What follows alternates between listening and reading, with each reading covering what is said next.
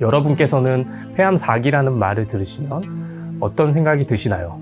예전에는 우리가 이런 폐암 4기라고 하면 말기라고 표현을 많이 하였고 치료가 불가능한 상태로 일반적으로 생각을 하였고 불치병으로 생각을 하였지만 치료의 어떤 패러다임 자체가 많이 바뀌었기 때문에 단순하게 그냥 폐암 4기라는 말만 듣고 실망하실 필요는 없다고 생각합니다. 그래서 오늘은 폐암 4기의 치료가 어떻게 바뀌었는지 자세히 알아보도록 하겠습니다.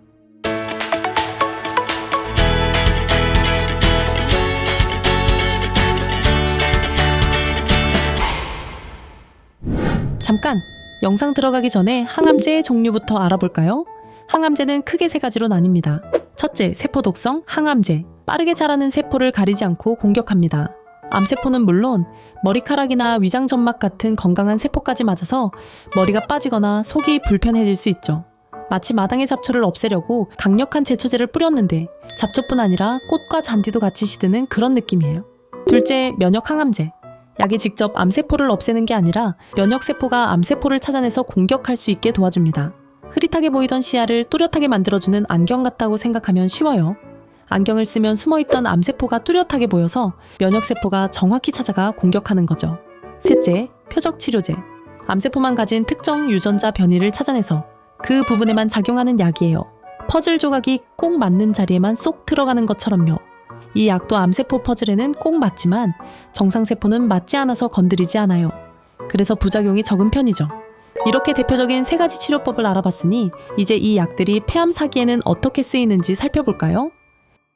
가장 중요한 게 일단 폐암은 나누셔야 돼요. 이게 두 개로 나누셔야 되는데 첫 번째가 소세포 폐암, 두 번째가 비소세포 폐암.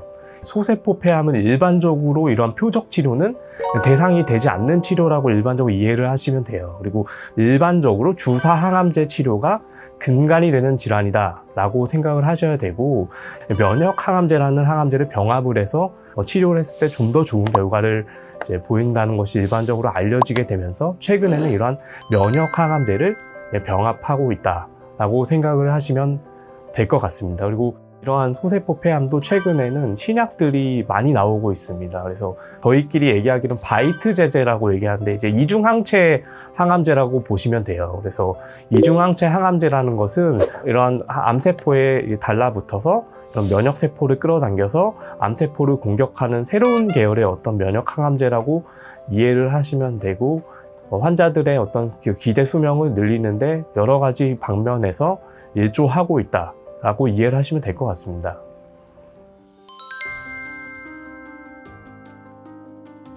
비소세포 폐암의 경우에는 표적 치료, 여러 치료들이 종합적으로 가능한 질환이라고 일단 나누셔야 됩니다.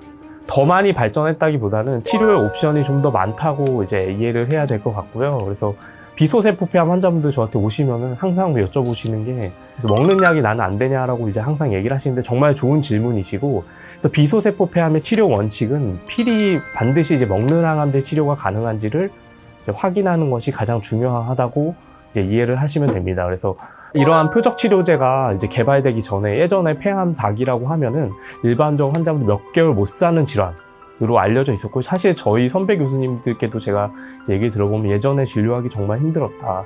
몇 개월 못 가서 환자분들이 대부분 나빠졌기 때문에 참 어려운 질환이었다고 이제 얘기를 하는데 이러한 표적 치료의 발전으로 인해서 이러한 비소세포 폐암의 획기적인 발전이 있었다.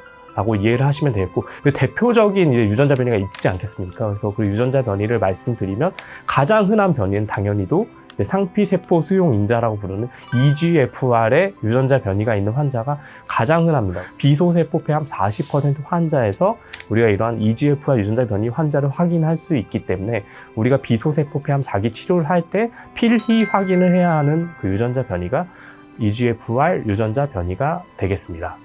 두 번째로 흔한 변이는 이제 ALK 유전자 변이인데요.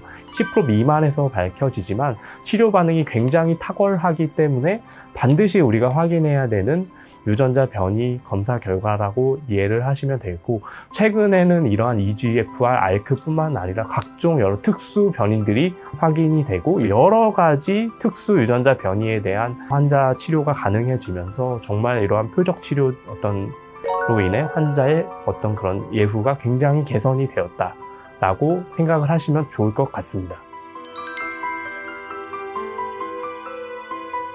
일반 항암제만 해서는 예전에는 환자분들 대개 3에서 6개월 정말 1년 살기 쉽지 않은 질환이 이런 폐암 4기였는데요. 비소세포 폐암 4기였는데 이런 표적 치료제를 치료하게 되면 환자분들의 치료 결과가 EGFR 변이가 있는 환자들의 경우에는 2, 3년 이상, 알크 변이는 특히나 5년 이상의 정말 고무적인 그런 생존 결과를 밝히게 되면서 이런 치료 결과가 몇 개월이 아니라 수년에 이르고 사실은 환자분들 중에 정말 치료 반응이 좋은 경우에는 완치에도 일부가 이르는 환자분들이 계시거든요. 그래서 정말 이러한 비소세포 폐암은 저희가 포기할 질환이 아니라 맞서 싸우고 극복해야 할 질환으로 점점 이렇게 진화하고 있다.